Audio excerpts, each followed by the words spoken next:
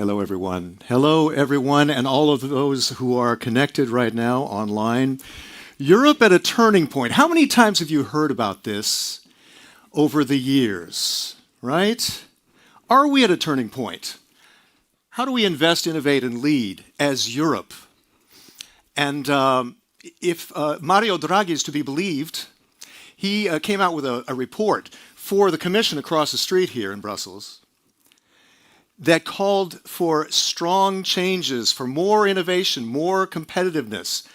And he laid out what needed to be done. You know, you remember him. He was Mr. Whatever it takes do whatever it takes during the financial crisis. He helped to save Europe from meltdown. And he's saying that needs to be done now. We need to invest and innovate and lead. And how do we do this? He laid it out in this Draghi report. And we saw him a couple days ago, I think. And I also went to an event at the European Parliament. Same thing. There were people saying Europe is dragging its feet on Draghi. That's not my pun. Somebody else's.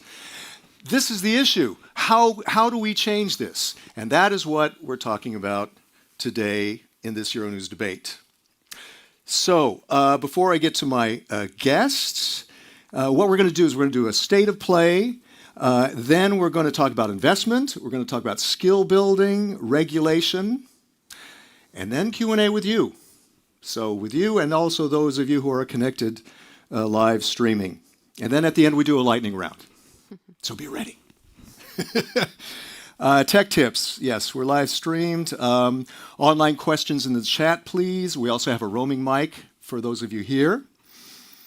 And there are hashtags. I like to remind people about hashtags because let's make this live. And let's tweet like a beast. Hashtag Euronews events. Hashtag Invest, Innovate, Lead. Hashtag Innovate EU. And hashtag EU leadership. Take your pick. I'll remind you later. All right, let's call up the guests. I'd like to call up first Antonio Nestoras with Think Topic at the EPIC European Policy Innovation Council. Please. A big hand, yes, thank you. All right, and let's call up Susanna Karp, who's co-founder of Clean Tech for Central and Eastern Europe. Welcome, Susanna. Thank you. Who's you're also ex-Carbon Free Europe, so you've been very, very active in sustainability in Europe. And Massimo Andolina, president of Philip Morris Europe. Welcome. Thank you. Benvenuto. Grazie. Also previously in the automotive sector, household products, packaging. This is the private sector part of this panel. Very important. And Klaus Strunz, who is CEO of Euronews. Bitte. Willkommen. Longtime journalist like myself. So a lot of good background and different voices for this. Let's start with the state of play. And the thing is that what's really important is to hear about how far we've come with this Draghi report a year later. There have been these different events talking about, even the Commission had that event, trying to put positive spin on it. There's the European Innovation Act. There's the Omnibus Simplification package to cut regulation. There's the competitiveness compass. But supposedly this is all not moving fast enough. Tell us about that, Antonios. Thank you very much, Chris. Okay, let's start by saying that the Draghi report is not the usual, or was not the usual Brussels ritual where we just publish a paper, publish a report, and then we discuss a little bit about it, and then we forget about it. And then put it in the box there. Right? That was not it. That was not the case. Why? Because it was commissioned by the EU. It was endorsed on the highest level by the President herself. Yep. It was written into the mission letters of the commissioners. So as far as I'm concerned, by all means, for all means and purposes, it is a promise. It is a pledge. And this is why it has created so much expectation from the people in order to be implemented. And that's why there's so much interest. If it's not implemented, then it's going to be a liability for the Commission. They will have broken their permit. All right, so what are a couple of important points? I mean, it's a long report. I've read it. I've looked at it. I haven't read the whole thing, but I read the executive summary. What are a couple of very important points that we need to hit on today? It starts from the very first page. we're talking about an existential issue. It's urgent. It's in the first page of the report.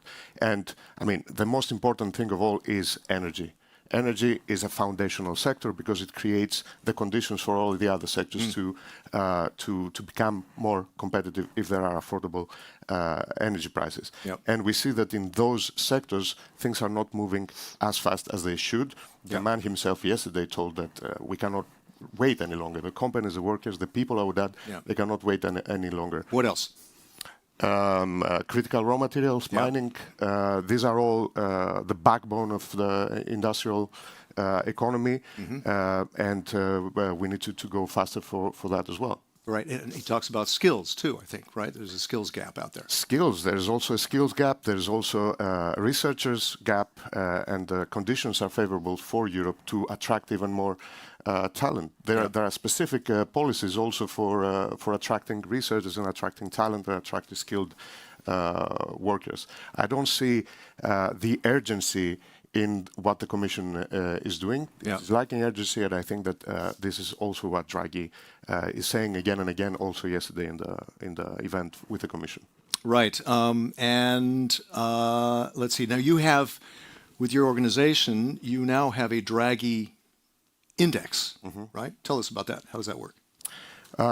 Because there was so much interest, because we considered it to be a pledge, a promise, what we did was to assemble a team of 40 experts, coders, developers, scholars, independent researchers.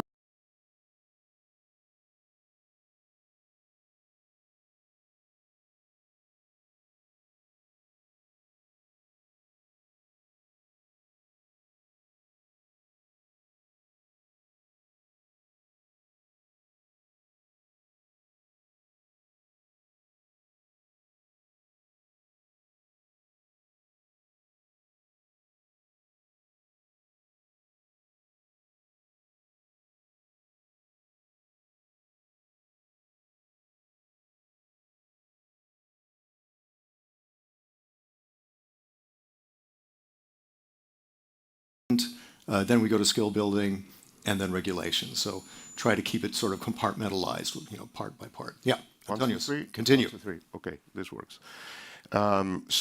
We identified 383 specific individual measures that were included, recommended in the report, and we asked the panel of experts to assess whether they have been implemented or not. And the findings, these are independent researchers, right? And it's a multitude, it's not 1 or 2 people who made the assessment. And the findings was that fully implemented, we can say that it was only the 11%, 1 in 10, roughly, of the recommendations of the Draghi. Oh, really? That little? There were a few that were partially implemented, some that were in progress, a lot that were not implemented yet. And therefore, that's why providing evidence-based data for everyone to use and see, that's why we say we lack the urgency that we wanted to see in the That's why, I mean, there's one analyst that calls this Draghi on a shoestring, right? Susanna, how do you add to the mix from what you're doing? Well, first of all, I'd like to start from the title of the event, right? So, Europe at a turning point. In reality, Europe has been at a turning point for a long time now. And in fact, Mr. Draghi, in his report, quotes numerous other reports dating back to the past 5 years and more. And there's an Enrico Letta report also out there, the Letta report. Precisely. So the issues that are pointed out in the Draghi report and in the Letta report are issues that have been known for a long time now. Single market isn't happening. We need convergence. So indeed, overcoming fragmentation, costs of energy. So one thing I could add to what was said previously is also he talks a lot about electricity and the state of our grids. It does connect to energy, but it also connects to our competitiveness in the digital space.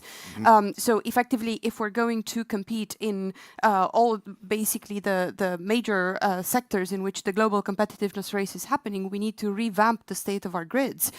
And in the report, he estimates €1 trillion needed up to 2040 in that. So, and that's not just public funding. It has to be also private funding. We have to attract private funding for that. But so I want to come back to this turning point, because just as any window of opportunity, a window opens and then a window closes. And I'm afraid that we're actually at the point where this window, where we are at a turning point, is closing, and that we have no guarantees that we're actually emerging on the winning side of this turning point in history. And is that because the Parliament's hopelessly divided, because the Commission can't really agree on these things, or what?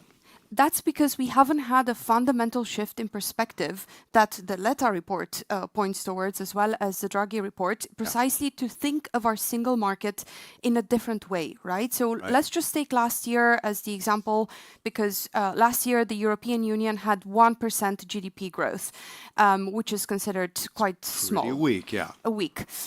But within the European Union, we've had countries that have had an economic contraction, as well as countries that have had 3% growth, right? So when I look at the region between Poland and Cyprus, we're talking about 3% GDP growth year on year. Yeah. And there's a clear signal, I would say, that that region is actually economically thriving at the moment. Why? Well, first of all, it's been extremely attractive for investments, so foreign direct investment. It's a skilled region, right, with an engineering background that is right now also the source of developing some of the schools of skills that the private sector is leading on. So I'm aware of a school of skills on heat pumps in the Czech Republic, one on wind energy in Romania.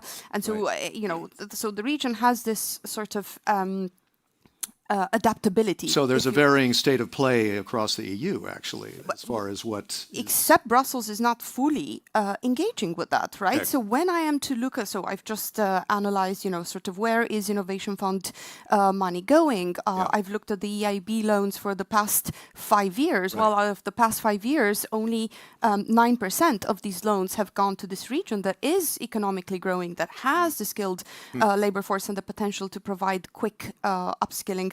So this rethink hasn't happened, and the whole idea of let's converge the single market that the report talks about has been misunderstood, as if we need to just remove barriers as opposed to keep converging and to really sort of shift perhaps some of the key pivotal industrial points to this region. Okay, Massimo, on the private sector side, what's your how do you see the state of play right now when it comes to How do I see the state innovation of play? and competitiveness? I'll give maybe a bit of a controversial, but I hope bringing a little bit of balance to the discussion. When you look at those topics that are on the table and the state of play in the EU, I think Draghi is giving us an outcry of vision and despair on the gap that is creating. So he's still leaving out hope that it can be done, right? I think he has hope that it can be done, but you could see also in the recent engagements a month or so ago that a little bit of the despair is kicking in, especially probably on the sense of urgency and the 11%. But I think we also need to look at this from another perspective. This is a situation that has been lagging for quite some time. This is a transformation that is necessary of an unprecedented scale. When you look at the 383 actions that are listed, all the areas that you need to attack, some of the areas are actually the ones that will allow you or not to attack, because fragmentation of power and the ability to make the bold decisions is one of the elements. Can you be more specific about that? I can be more specific. I think we should hold space for the fact that we all like to watch football, but probably none in this room or among those connected can run for 90 minutes on a football pitch. So let's hold a little bit of space for the fact that President von der Leyen has a gargantuan task in front of her. Having said that, there are a couple of things where we could be doing better. The first thing is having clear what is the must-win mission and not get distracted on side missions. I'm sorry. Okay. There will always be side missions. Can we be more specific about that, though? If the key mission is innovating, investing, competitiveness of the EU, putting the EU at the forefront of innovation and growth in the world, that's the mission. COVID, the wars, other disturbances are disturbances. We need to deal with them. But the focus needs to stay on the mission. And the second point is the public-private dialogue. There is still a little bit of an approach in which The Commission manages everything by risk, and therefore whatever the private sector wants to do is perceived as a risk. I think we need to come to a place where there is a role to play for everybody and putting the opportunity ahead of the risk. Yeah, and just to mention a quote from Draghi gave this week, talking about his report. He says, to carry on as usual is to resign ourselves to falling behind, to resign ourselves. How do we avoid that? And part of it, Klaus, is actually persuading the public, winning over the hearts and minds for this, because a lot of people say, yeah, those are all great ideas. How do we make that happen? There has to be public support for that, right? How do we do that? So first of all, yes, I agree with almost everything you said, because that's a perfect description of the situation. And I would like to deliver a headline. This is a key moment in time. Either we make it now, or we will become in Europe a kind of the fourth world, not the third, the fourth world, falling behind US, China, and India. That's what will happen. Everybody knows it. You know it, no, you know it. The approaches are different. Everybody knows it. All of us know it. And that means this sense of urgency has to be made clear every day. That's an important thing for media to point this out.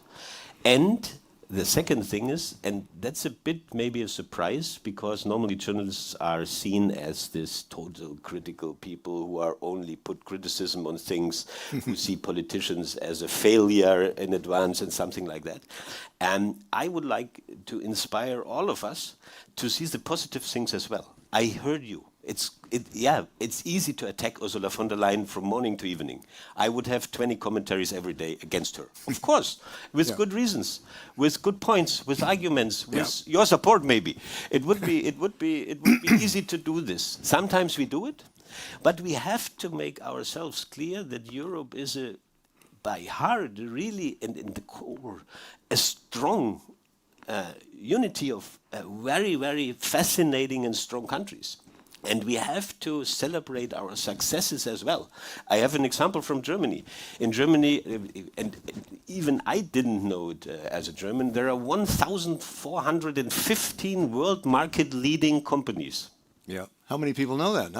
Anybody know that? How many people know that? Where are the stories about that? Where are the best practices about that? Yeah. And we did, now it's a bit of PR for 3 seconds.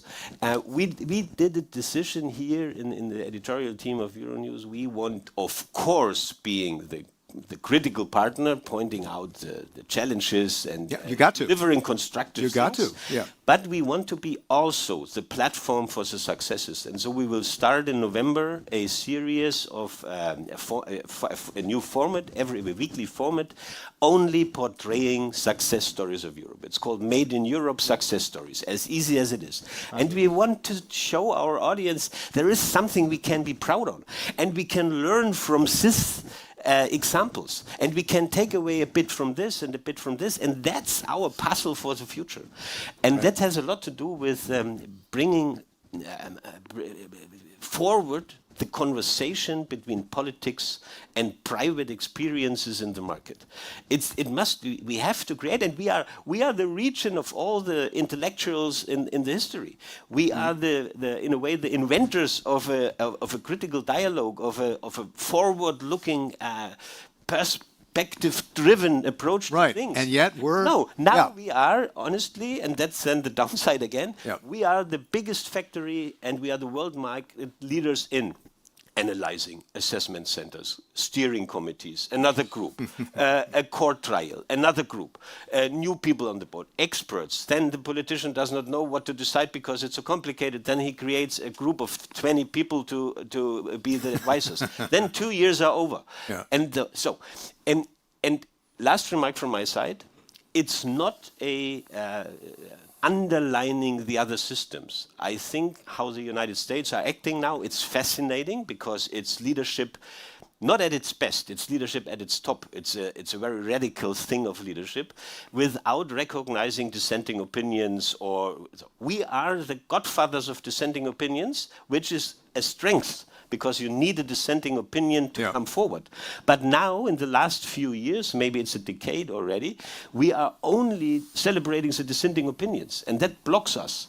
So it's a matter of balancing the dialogue. What you said, I think it's worth to put behind it a big exclamation mark, the dialogue between private sector and politics, and on the other hand, being constructive, proud on successes, and underline the opinion, the target, and not only the dissenting opinion. Good. Can I So make a comment I on want that? to come back to that, on the Can I make a quick hearts and minds. comment on Yes, it? yes, Massimo. One of the key things that the private sector would ask for, and it's in the Draghi report, is drastic simplification.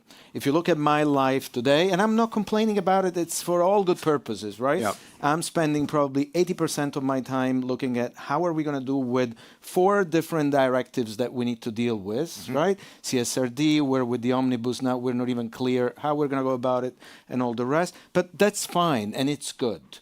And all this is there built in this machine to make sure that every possible risk is addressed. Okay. Well, I would propose a shift.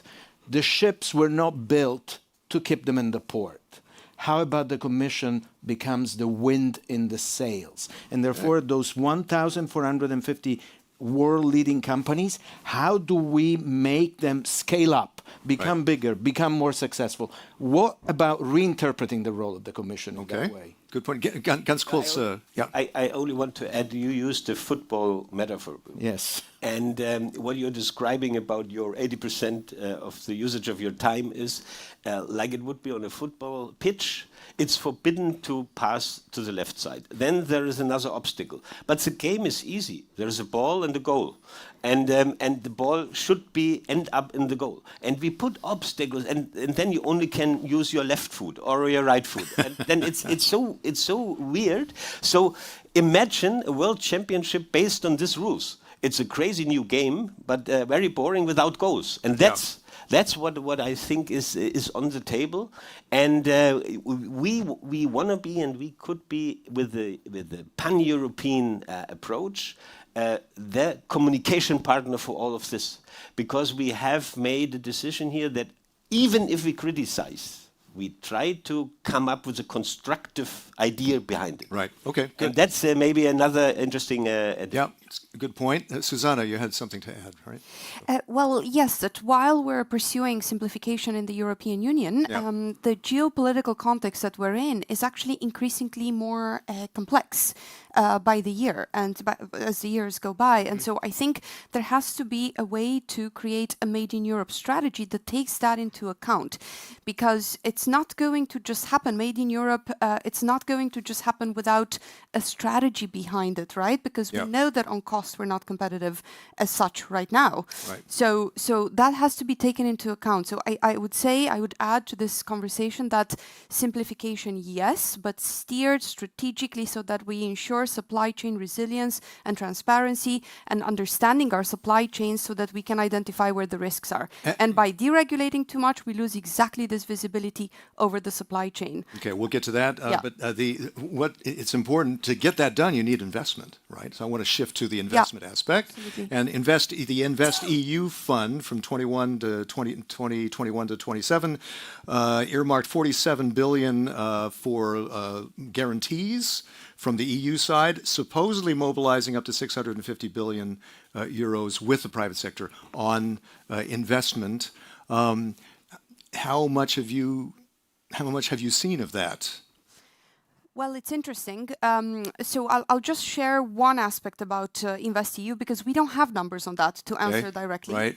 Just anecdotally. Anecdotally, exactly. So an interesting aspect of InvestEU is member states could top up the fund, right? So, for example, countries like Romania and Bulgaria topped up the fund with cohesion money that they hadn't spent. They've put it into InvestEU. And then I tried to look into what happened there and spoke to various leaders in the country, so state secretaries on this, but also I've looked at their documents. So it's fascinating, because here I have to really add my voice to what the previous speakers were saying, because I've noticed it took 1 year from the moment when these countries topped up the fund funds. It took 1 year for the amendment to the regulation that allowed them to then access the money. And then another year. So basically they couldn't, the companies, the SMEs trying to apply for this money within the countries could not get close to the money for a considerable amount of time. In my view, a year is too long. Yeah. So these lengthy processes absolutely need to be adjusted to the real needs of those seeking to access this money. Yeah, a lot of that money goes through the European Investment Bank, and I talked to somebody on the private sector a couple of days ago who told me, well, the problem is that there's so much paperwork for an SME. You have to be a major corporation with legions of lawyers and number crunchers to get through that, right? Can you? So it's more Ganz kurz, more a question because I think we agree on it, but the main question is how. Everybody tends a bit to see his own environment. When I want to speed up a process, I point out I want to have it until Tuesday. And then maybe it happens until Tuesday. But it's pretty sure it's not Tuesday in May next year. It's a Tuesday, hopefully the next one. And I'm pretty sure it's more difficult in the political system. But what I want to mention is it has something to do with a kind of leadership, setting goals, supervising how the things work. A year in financing is an unbelievable thing. It's 100 years in a kind of an innovation circle. Absolutely. And so that's only this how, with your experience, how we can speed up these processes. That's the main question. Yeah, Antonius, do you have any ideas on that? We're on the investment part of this, right? Yeah, the investment part. Look, we can talk about investment, but we need a mentality shift. Investment, just the money by itself is not going to solve all the problems. If the ecosystem is not healthy, it's not going anywhere. And I want to also react to something that were mentioned before. The first one is that we are at the turning point, but we are here, and we all agree in the situation where we are now, because we have made very conscious policy choices in the past 20 years. It's not some greater force that was beyond our control, right? We did specific, conscious choices, and that was to put all our emphasis on sustainability at the expense of competitiveness, economic security, economic growth. And we know the result now. What the Draghi report is doing is this mentality shift. It brings back balance to the way we think about the tension between competitiveness and sustainability, between the environment and the industrial economy. But for this to happen, we need urgent action. But what kind of action? We don't need more taxes, more bans, more sweeping regulation. We need simplification in order for the investment to come. Instead of that, what we see in some cases, not all of them, but in some cases, we even see Europe that is working actively against our own industries. Take the evidence, every industry you like. You want the automotive. We used to be the global innovator. We used to be the global production center. That's not the case anymore. We cannot compete. You want the solar panel industry. We used to be the global hub of innovation and production here. You want the chemicals. You want the critical raw materials, the aluminum, the steel. What the market signals that the EU is sending is, we don't want your factories. Close them down. We are going to buy from somewhere else.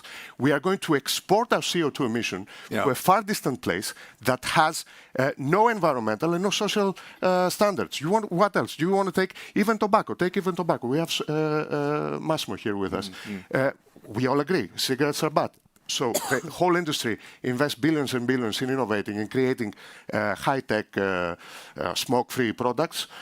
And then what is the reward? More taxes, more bans, more complex rules and regulation. This cannot go on. Enough is enough. That's what Draghi, I believe, is saying. We cannot longer wait.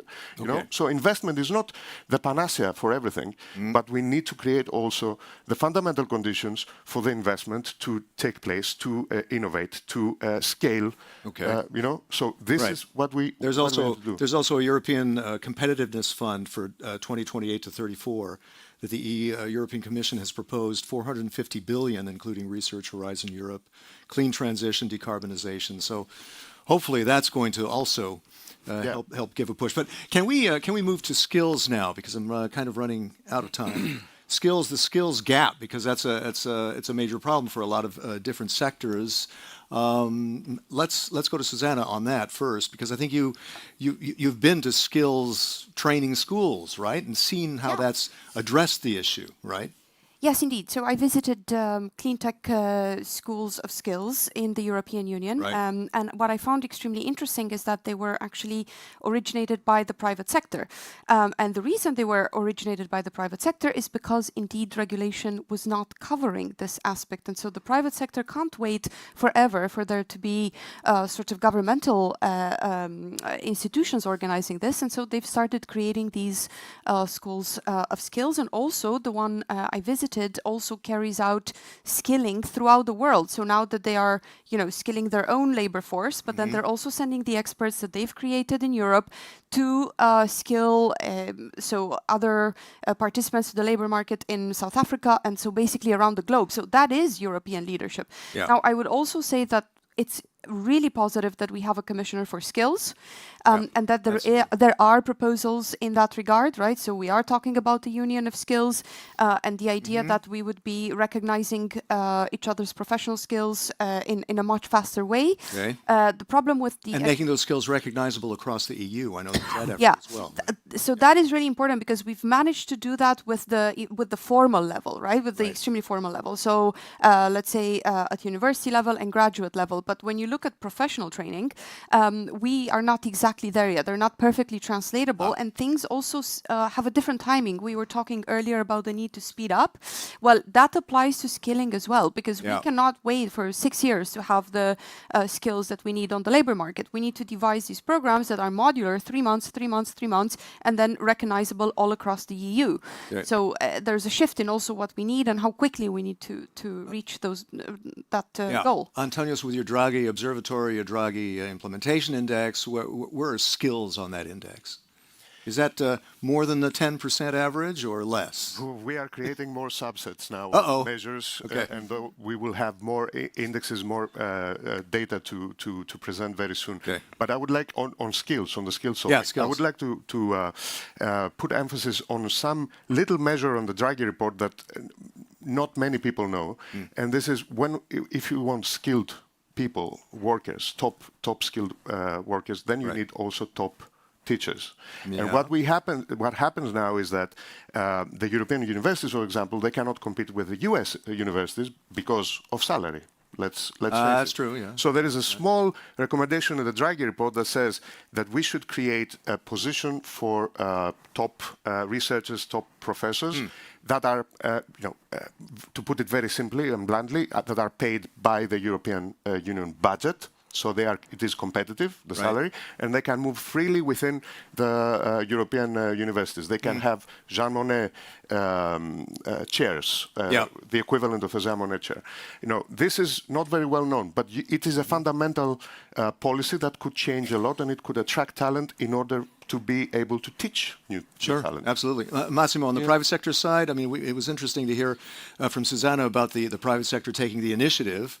Anything else to add to that? The private sector takes the initiative because it's got the need, right? You have got a set of needs that is evolving. Right. Technologies are evolving. The ways of working are evolving. You have the needs and you need to do something. Yep. I think I would like to draw a parallel between the two conversations on investment and skills. That is the following. Draghi says they need the Marshall Plan, 750 to 800 billion. Private sector cannot do it alone. No. We need to do a step on the education. True. But I would say let's start looking at the role that large companies can play in this, because I think it's understandable the governments, the EU, the difficult governance, spending money and investing money and getting mobilized in the EU is lengthy. Sitting down with the larger industries and companies and aligning on a vision and a direction is quick. And companies tend to move much faster. Companies can mobilize investments behind an opportunity really quick. I'll go back to your point on skills. Okay. The point is super valid. If you look at the pyramid in Europe, unfortunately, the demographic pyramid is upside down. And therefore, there is so much that you can do with formal education in school to feed the needs. And there is a lot more that companies need to do. Yeah. And therefore, lifelong learning, upskilling, Yeah. reskilling at the time of transformation like the one that is going on right now with AI. AI. You need forcefully to Yeah. go and equip your people to do that. How do you make it a tool and not a job killer? And therefore, the investment, I mean, I look at it for us, we invest 37 million on training for people. All of our employees have access to digital education, formal training. 70% of them spend at least 10 hours on doing AI type of education. So we must do all of that, and it's necessary for us to be able to remain competitive. But look at how much power that unleashes. And that's where that public-private is very important. Yeah, exactly. And Klaus, important that the media in general inform the public about opportunities and skills and how they can upskill themselves, right? Of course, we can mirror what's going on, and we can comment what would be better. But I want to add a tiny little thing, which reflects to we need, in terms of skills and education, a mental shift as well, because I hear not very often from people in Europe, we want to be the best in the world. I want to be the best. I want to be better than my colleague in school. I want to get the best possible university degree. I don't hear it because we are culturally, I don't know, maybe it's I grew up in Germany. It freaked me out there as well, but I understand the reasons for it. In Germany, pointing out being the best, better than others, has an historical background. So I made my peace with it, my personal peace. But it's wrong, because you only will be successful, and honestly, we only can innovate Europe, and we can get investments if we have the best people here. And that means we need the best. And this European Union should, please excuse this word, produce the best people running the businesses here, the best people running political things here. And we don't do it. Because in the rankings of the best universities of the world, I give in to find German universities. Some European universities are there, but too less. And sometimes I tend to do things, to think things too easy.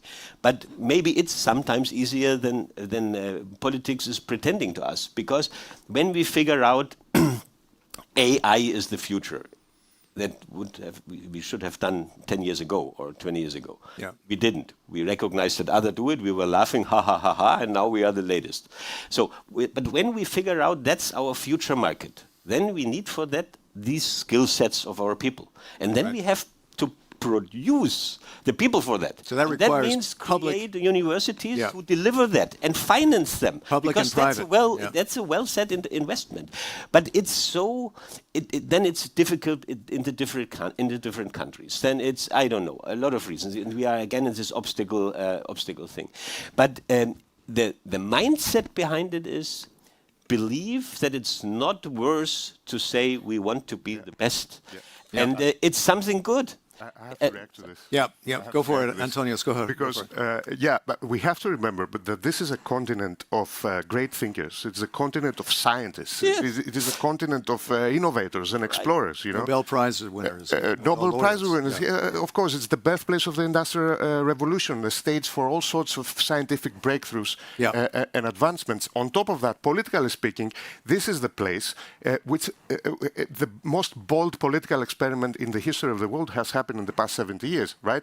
Tearing down walls, tearing down borders, pulling national sovereignty for the greater good. Give some time to complete for the greater good. We overcame centuries of hatred and emotional trauma to come here. You know, at least that's what the history books tell us. But people do not feel the same way, and that's what I would like to say. Do you allow me a comment on this? Very briefly, because I want to get to regulation. I think time for regulation and your questions. I think you have outside of this window the banner that says "United for the Future." Yeah, you see it out the window on the Commission building. On the Commission building. I think that topic of how do we get back to being united, and united means the Commission and the Member States, but I have to say, representing an industry that a lot of you don't like. and you don't have to like me, and you don't have to like my company. But I think you have a duty to look factually into what we are doing today. And what we're doing today is good for Europe, is good for employment, is good for competitiveness, is good for innovation, and especially is good for citizens' health. And at the time in which we are going through this transition, and we say united for the future, but the moment that we're confronted with these tough challenges, we say, yes, but thank you, you don't belong because you shouldn't be here.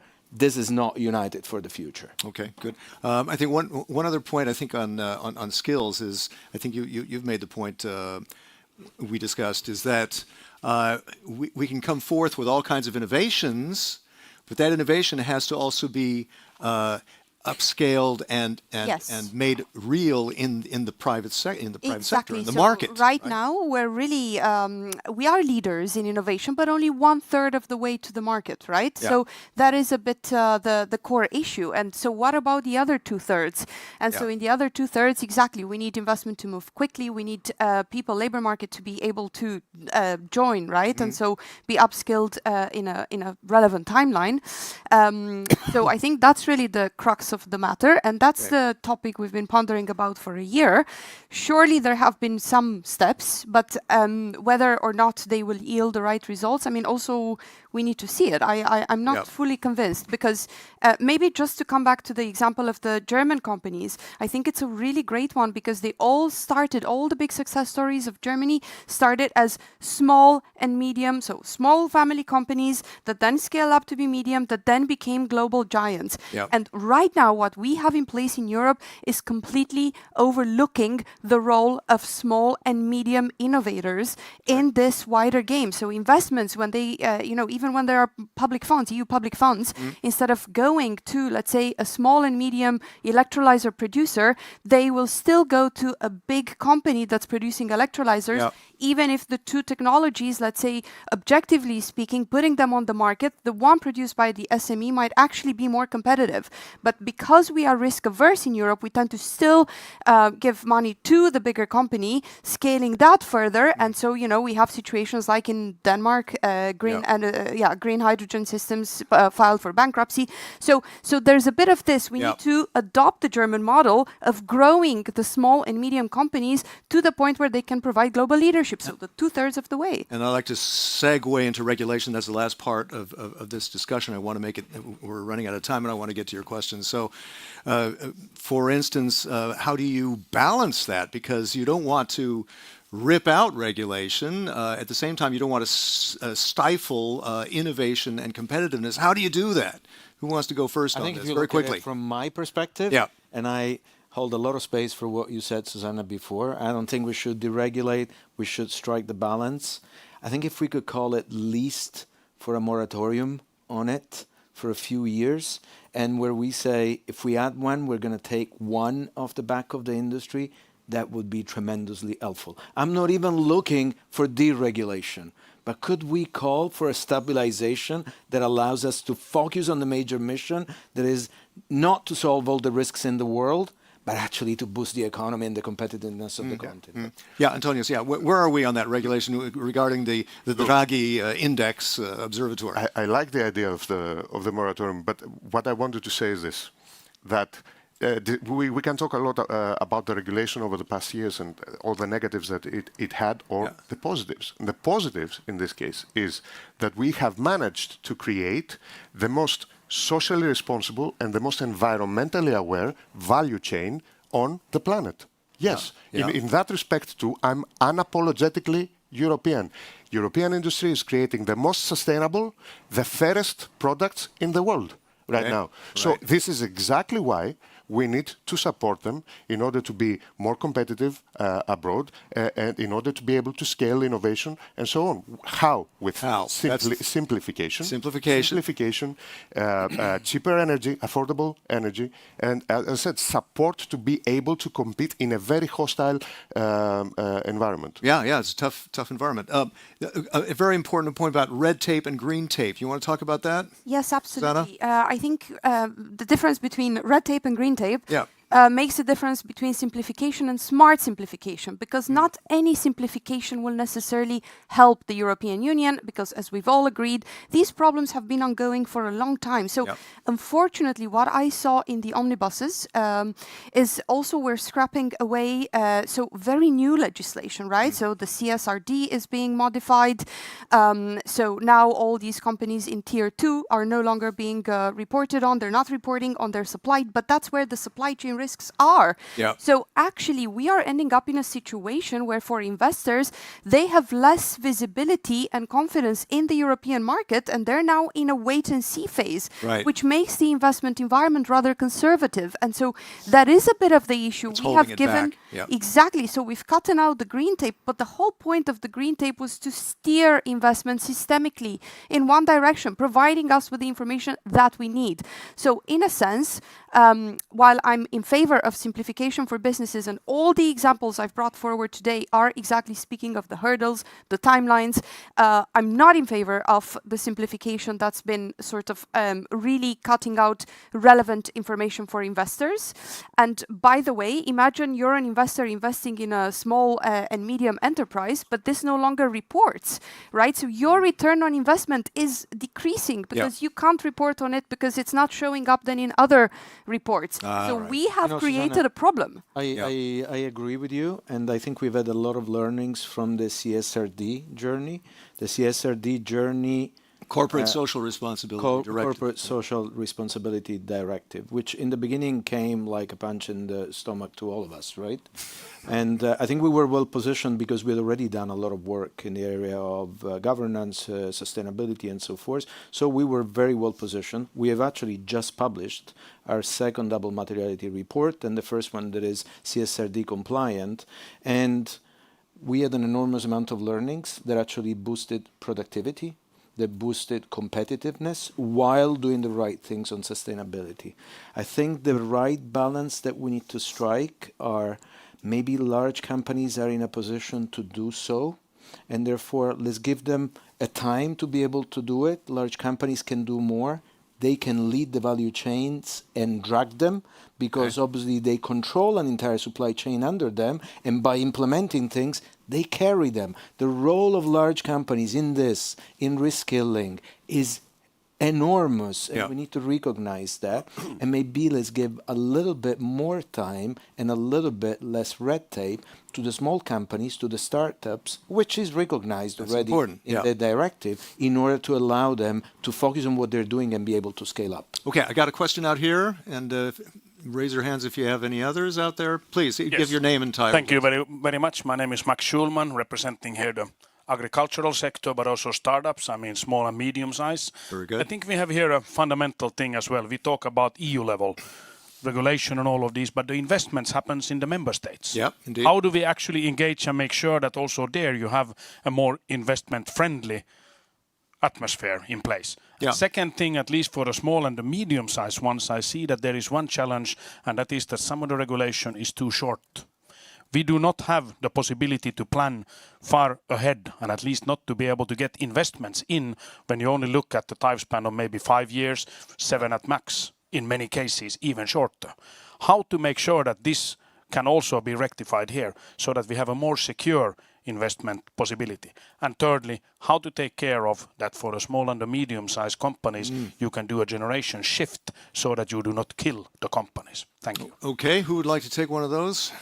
Anybody? So you were asking, maybe Massimo? coming from the private sector, I can address part of that question. You were asking, how do we know where companies have to go to invest? I can guarantee to you that we know our territory, and we know what are the countries where there is a favorable environment, where on top of the environment, there is a commonality of vision with the government, and together with that, stability and predictability that allow you to make the investments. We know the territory and we know what those countries are. Certain countries that have taken an ideological bias in the past and have gone too far in certain extreme, and Susanna, you probably know whom I'm referring to, end up paying it then economically on the employment and the investments because companies stay away from there. Okay, yeah, Susanna, you wanted to add to that? And then I have a question over here. after that. What I could add is that, well, just what we were discussing earlier, that so this tier 2 under the CSRD directive, so the smaller companies not reporting on their supply chain, well, that's particularly relevant in the case of the food sector, and it has various implications. So I would say the answer to your question is not singular, but there's many things that I think are ongoing at the moment that are not particularly supportive of a longer-term visibility or longer-term investment in your sector. So, in a way, to make that point. And also, of course, we are in a context of climate change accelerating faster than previously anticipated. I think the agricultural sector should be at the forefront of adaptation. And I think investments should be linked to this, to be fully honest. So on the EU level, on the national level, too. Yes. Right? So, okay, It's question part of over adapting. here. Yes, hi. Hi, thank you. I'm Claude Martin from Secnugate EU.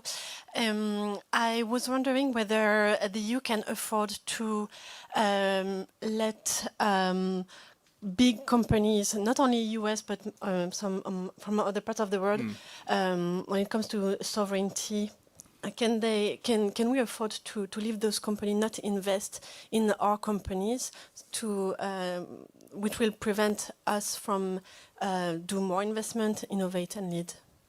Okay, who would like to take that? I am not so sure that I investment? entirely captured the question, though. Yeah. Could you clarify a little bit? Bigger companies investing in European companies, right? Yeah. Right. How do you encourage that? Somebody like to take that? Foreign companies investing in the yeah. EU?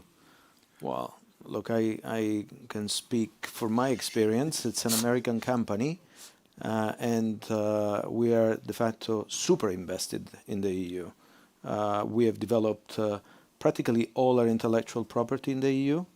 All that we are doing on smoke-free is coming from the EU. The majority of our exports are from the EU. Our innovative products, 70% of them are commercialized globally from the EU. It is possible.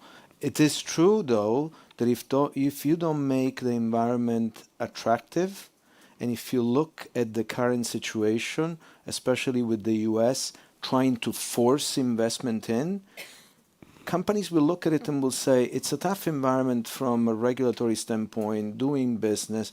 By the way, on the previous question, it's not only an EU problem. The instability at government level in various countries, and the amount of countries, look last week, France, Belgium still finding its way, Netherlands as well, we have just come out of Germany. The amount of countries where you have instability, all these aspects don't help. It's not only the EU. You look at this environment, you look at the pressure from Trump, companies tend to go there. I guess the ones that are here, we should try to look at how do we retain them and how do we create the conditions for them to do more. Okay, any other, sorry. A very short briefly, yeah. thing to add that, I mean, Europe is open to business, right? So we want to be open to business. Foreign investment is important, but your question was also about strategic autonomy. And that is exactly where Europe needs to be singularly focused, no longer on early stage innovation, but on scaling it in Europe so that we have some sort of resilience in our supply chains, resilience in our grids. So this sort of becomes, so that we become more autonomous than we currently are. So I don't think the two contradict each other. Okay. Any other questions out there? Very briefly, I noticed that there's a regional competitive index that the EU does. And it's a very interesting map because it's a mixed bag. It shows a lack of competitiveness mainly in the south and the east. But there are little islands of competitiveness within that region. It's kind of a mixed bag across the EU. How do we close that gap of competitiveness? Very briefly, Antonius. We can repeat what was said about the shift in mentality. Yeah. But again, those enclaves of competitiveness that you mentioned, that the indicator that the data shows, I think for me it's the best indication that there is an immense potential still inside the continent for innovation, leadership, global leadership, and so on. What we need to do is to empower those people. We need to replicate those best practices, which means that we know how to do it also. Again, that's a positive thing. We know how to do it. Empower those people, empower the researchers, the innovators, the entrepreneurs, free up and unleash all the productive forces of the continent to produce, create high quality products and services that are also competitive globally. That's what I would like to take. The fact that we know how to do it. It's not like it's a big secret. We all know what needs to be done. It's just urgent that it needs to be done now. Because, Susanna, you have talked about how dynamic the South and the East, the East especially, and that their growth rates are higher. So how do you account for that when the competitiveness index in most of that region is not so high? Right. So the pockets you've referred to in that region usually are the cities. Like Warsaw. So, Warsaw, for instance, comes to yeah, or also Cluj-Napoca in Bucharest. So both, it's interesting, you mentioned Draghi's role in the financial crisis, where, don't forget, in the financial crisis, Poland was unaffected by it. And interestingly, the city I referred to, Cluj-Napoca, which is an innovation hub in Romania. You're from Romania, by the way, so yes, you know very I'm not well. from Cluj-Napoca, but in any case, the city has actually also been resilient in 2009. It's been used as an example of resilience to the financial crisis sweeping over Europe as well as other parts of the world. So just to say, it's been mostly the cities, but don't forget, it's interesting, the cities are investors as well. And it's kind of interesting I've been talking to city administrations lately, right? And so it's interesting to note that in this area, they're not moving away from ESG. They're saying, we've just skilled our people for 5 years to be good on this topic. We've got the infrastructure investors, the infratech investors, that's what they're called, coming in. Everyone wants to do ESG and green business now, so we're going to continue. Environment, social, governance. Yes, and so the data is showing competitiveness performance to date. But as we've just heard, these green pockets indicate, these green pockets of competitiveness indicate potential. So I think what needs to happen in Europe is that the experience we have in the competitive regions of Europe, comes in as a sort of an extended hand to this other region, understanding that if we are to scale, we are going to be scaling in regions where it's also more cost effective to scale. Okay. So it's going to be in Central and Southeastern Europe as well. Anything else to add between Massimo and Klaus? You're good on that, because I want to go to the lightning round after that. Have a little time for that. Is that good? I think there is bouncing back power in Europe. I think that's something that we can build on, because if you look at the southern part of Europe especially, and you think of what Portugal, Spain, Greece went through, 15 years ago? Yeah. And yes, it was a tough moment, kind of, this one. But look at the bouncing back that has happened there. And a number of reforms, I was last week in Portugal, a number of reforms that have been done at that time out of the right sense of urgency, the clear priority of it has to be done. Look at how they're making some of those economies, Portugal, Greece, but there are some others, bouncing back. So there is bouncing back power. Right. How do we unleash it? How do we unleash it? Absolutely. And resilience. And resilience. Against all odds. Both of the member states and the European economy and the European industries. Right. They are resilient against all odds, if you think about it. Good. Okay. Let's do a quick lightning round. Klaus, beginning with you. Only one thought that came to my mind when you was mentioning COVID and the wars as not a side effect, but as things happening in the emergency level. What if we would manage to make this sense of urgency a bit clearer? It's talk to myself in a way, because communication then is a very important thing.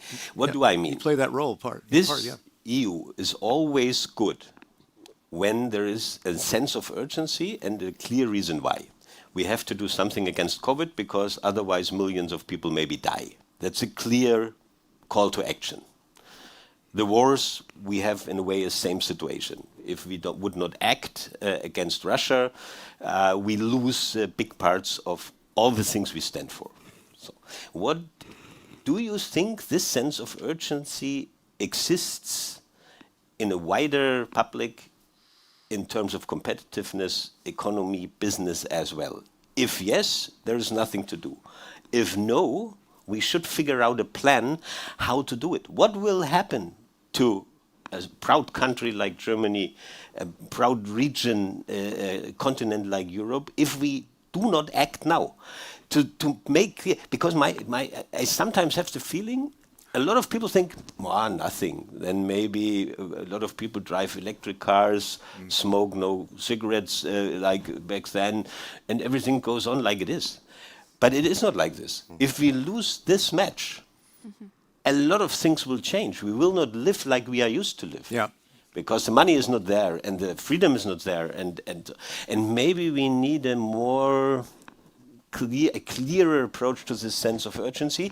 The critical point, and so I'm a bit shy in pointing it out, is to make panic or something like that. Huh? That's the next steps then. It should also be seen as an opportunity too. Yes, So, yeah. It sounds a bit schizophrenic, but maybe with a positive tone, making clear what happens if we don't act now. Yeah. Because we are blocked, or we are like we are, or maybe there are good reasons why we don't act, because we are so intellectual and rethinking everything like we are dead. Okay, Massimo, final word. Okay, my final words on what you said, and then I'll just give you my final words. Okay. So, I'm running out of time, so it's keep it brief. absolutely necessary.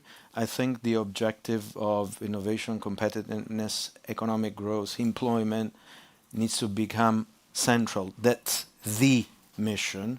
And how do we create the urgency and the burning platform around that? I think platforms like yours have a lot of role that they can play. If I look at the news today, I have 90% that talks to me about wars, conflicts, US. There is very little that talks about, we're at 11%, how do we get to 15? Yeah. Right? What needs to happen? On a closing word element, look, Draghi said all that it takes back in 2008. Right. I think it would be great if we could create the clarity on the objective and the all that it takes attitude in order to make it happen. And trust me, companies would jump in and do all that it takes immediately, because this is a wonderful territory to operate. Right. It's a place where you find the best people. I think we're potentially a competitive advantage at this point on education for the university and the talent that we can bring in. Yeah. So the private sector is ready to do all that it takes. Let's create the urgency for the public sector to drive it. Klaus, 3 words, very quick. 3 sentences. So if Tick. you need pictures to keep this in mind, you have this wonderful picture, but you have another one out there. This construction works are now, I'm onboarded here 10 months ago. It was already there, and I learned it's until end of next year. In the middle, in the power center of Europe, in front of the Commission, nearby the Council. Can you imagine another region of the world that happens?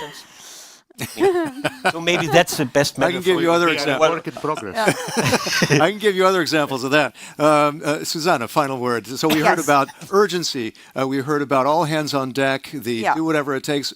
Where are you in this? Final word. Well, I will connect to the point made before. So I think the sense of urgency is very strongly felt in Europe's innovators community.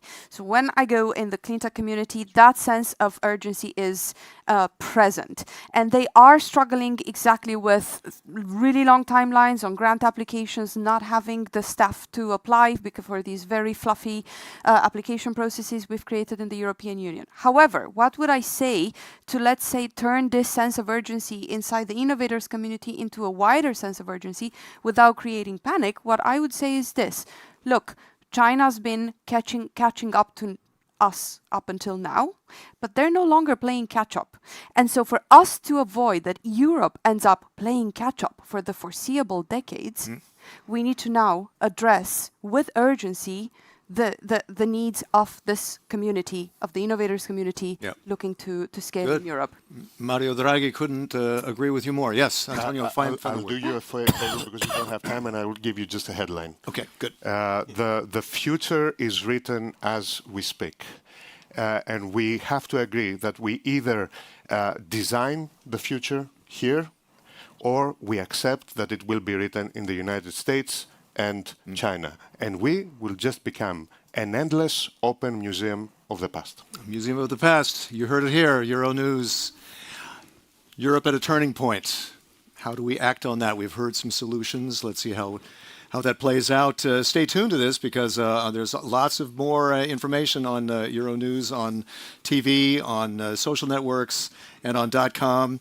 Our thanks to our guests, to Antonios, Susanna, Massimo, and Klaus. Big hand to our guests. Thank you. And to you as well, to you, all of you who are watching online and all of you here, thanks for your questions as well. Keep in your mind the hashtags Euronews Events, Invest, Innovate, Lead, Innovate EU, and EU Leadership. Those are all great hashtags. You can maybe cast wider what you heard here. Please do that.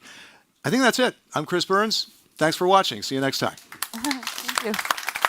Thank you, Chris. Thank you.